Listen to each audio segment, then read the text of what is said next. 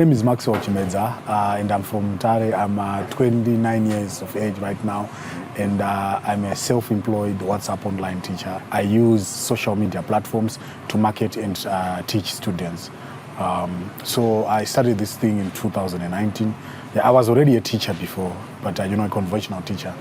Then I started the online teaching in 2019, but it was not that serious, if I'd like to put it across in such a way. What promoted it to a serious level is the COVID-induced lockdown. And it was imposed earlier in the year, like that was around February and March of 2020. The schools were shut. Then I spent about 2 weeks picturing and studying the conventional school system. I studied it, then I took it in, then imparted it on WhatsApp. Mainly on WhatsApp, people use WhatsApp to communicate. Yes. I use WhatsApp to teach.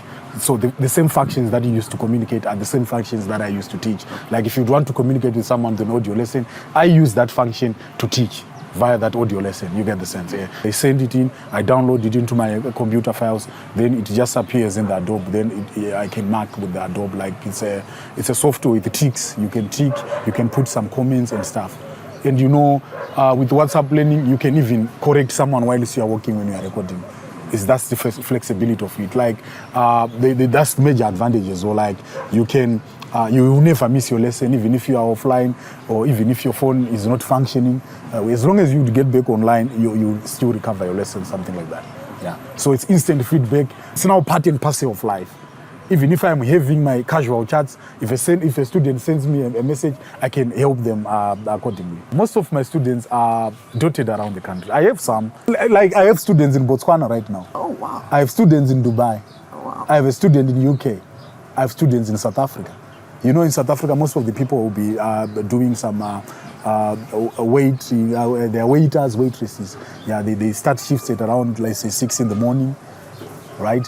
Then they would finish their jobs at around 6 in the evening. That's when they'll see their works.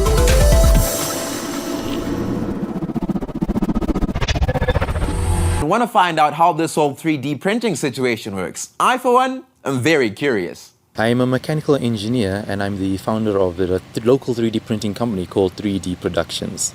I started it back in 2021 and it's still been going strong over the years. 3D printing is actually not the technical term used for the technology.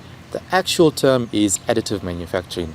3D printing was just a term coined to make the technology seem a bit more approachable and relevant to the average person. But I'll just continue to use it for the sake of this interview. So how 3D printing works is, I should first start by saying there's actually several different kinds of 3D printing technology. There's about 10 different kinds of it. There's FFF, there's SLA, there's MSLA, there's DLP, there's EBM, and there's many others. But they all have the same sort of fundamental steps that are involved in the process. So firstly, you start off with your digital file, which contains the geometry of the part that you want to print. Secondly, that file, you send it over to what's called a slicing program. So you get your file. So I'll use this cube as an example. So say you wanted to go ahead and print a cube, you send the 3D model of this cube to the slicing software.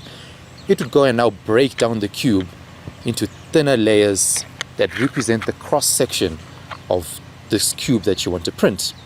And then from there, those cross-section layers are actually translated into what's called G-code, which is basically the language that your average 3D printer would understand.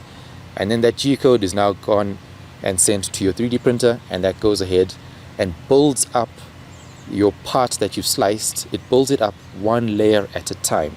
So regardless of what 3D printing technology you're using, why it's called additive manufacturing is because you're adding material on top of each other subsequently until you end up with a three-dimensional object at the end of the day. So that's why it's technically called additive manufacturing. It's just a matter of adding material where you need it. Yeah, that's pretty much the gist of it.